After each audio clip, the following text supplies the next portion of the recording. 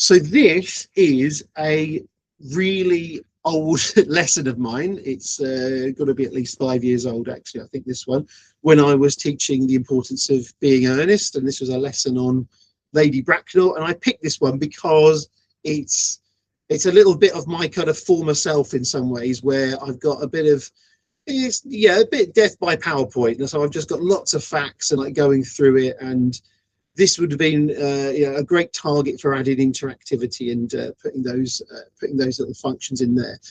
But remember what I said about the quiz thing as well? So what I can do is I can right click and I can make interactive with AI.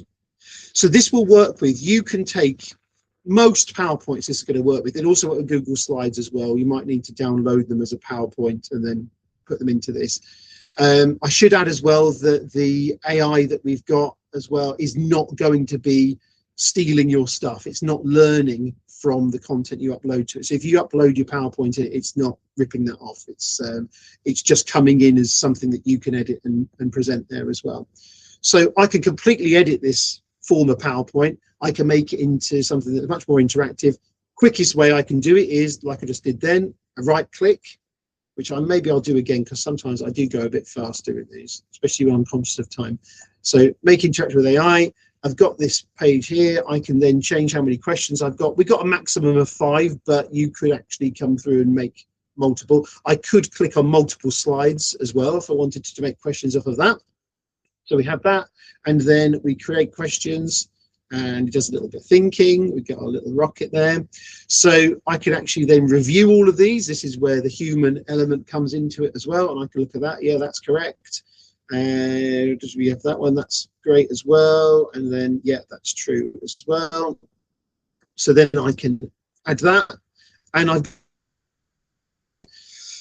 so loads of things, loads of potential with that. So if you've got loads of old PowerPoints, because when I do these training sessions, sometimes you get teachers, especially that face to face, they'll go, oh, this looks really good, and then you can see the look of horror on their face when they think, oh, I've got years and years of PowerPoints and I don't want to have to like make new stuff and copy it. You can upload your PowerPoints, and not only that, you can put the AI into them as well, like really easily as well.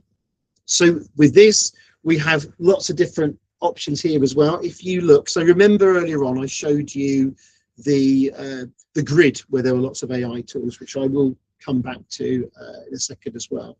But I'm going to do this right now because I'm here and it's easy to do and I'm thinking of it. You have these. This is a little robot. I know it looks like a garlic bulb or something like that. I've heard it described before, but it has got a little face. It is a little robot there, and this lets you don't even have to go to that grid. So the idea of what we've got here is that the AI is at your fingertips, so you don't have to go out. If you imagine you were doing this on a PowerPoint, you'd have to go off to different websites and do different things, different AI tools, different image generators, all those kind of things, and bring it back. But you don't have to. You got it here just next to it, so it's really simple. So we have create image is the one I'm going to show you actually straight away. I'm going to do that here. You can do that from the grid as well. But if I type in Lady Bracknell, if I type Lady Bracknell, I want to put an image on this one as well. I can change the image ratio if I want to there as well. So we can do it like that. We can say if we want it to be photorealistic. So these are just little shortcuts. If there's something you wanted there that isn't on there, again, put it in the prompt and it will work. And we can change what we want it to be as well, if we want a different mood, but let's just let it go with it. So this is all deliberate, so you see that you know that it's working. So we have got a little spinning wheel this time on it, so it's thinking of it. And it always does really good Lady Bracknell pictures.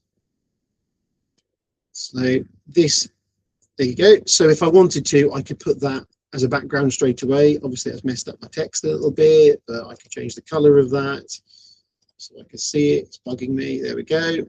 So then I've got the quiz question. So really quick to make an engaging lesson that is interactive, well, in seconds basically. So you can do it even quicker than that because I was showing you and talking at the same time. So you can do that. So a really powerful tool.